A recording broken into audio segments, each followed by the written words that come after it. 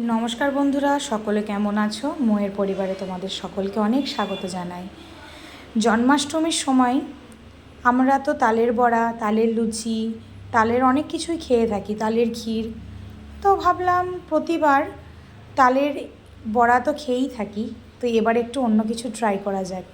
তাই mobile ঘাঁটছিলাম, Facebook ইউটিউবে scroll করতে করতে একটা ভিডিও সামনে এলো, দেখলাম তালের কেক।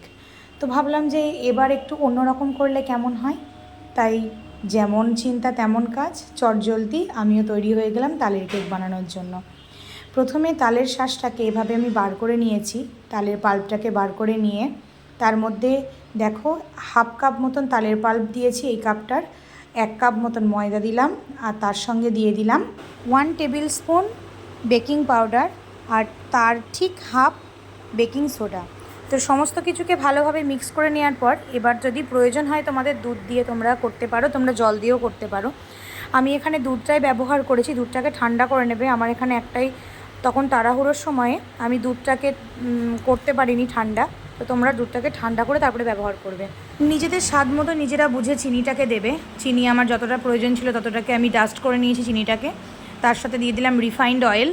এবার ভালো করে রিফাইন্ড অয়েলের সাথে চিনিটাকে আমি মিক্সড করব যতটা সম্ভব। তো দেখো যতটা তেল লাগবে তোমরা বুঝে বুঝে এটা কোয়ান্টিটিটা দেবে। তোমরা যেমনভাবে করছি তেমনভাবে প্রসেস করে কেকটা তৈরি করো, দেখো সত্যি খুব ভালো লাগবে। যারা তাল খেতে অনেকটা পছন্দ করো না, তালে যাদের গন্ধ লাগে, তারা কিন্তু বুঝতেই পারবে না যে এটা অ্যাকচুয়ালি তালের কেক।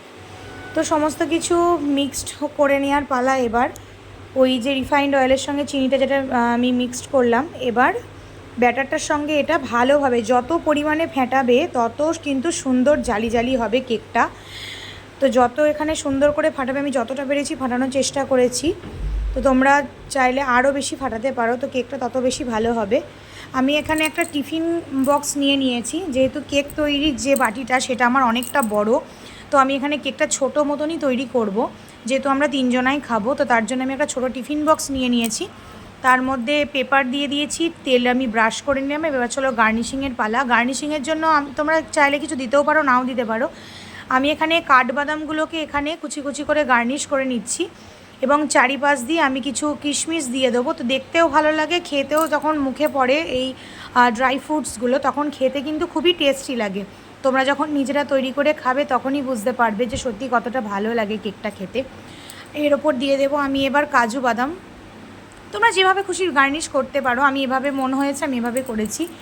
আমি কিছুক্ষণ আগে থেকে এরকম কড়াইয়ের মধ্যে একটা স্ট্যান্ড দিয়ে এটাকে হিট হতে রেখে দিয়েছিলাম।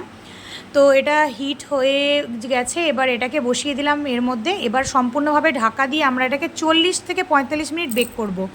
আমি 40 থেকে 45 মিনিট ফিরে আসার পর দেখো আমি চাকু দিয়ে দেখব যে ব্যাটারটা চাকুর মধ্যে লেগে যাচ্ছে কিনা। যখনই দেখবে যে এইভাবে কোনো কিছু দিলে সরু জিনিস যে ব্যাটারটা আর লেগে আসছে না, তার মানে তো বুঝতে হবে তোমার কেকটা টোটালি বেকড হয়ে গেছে।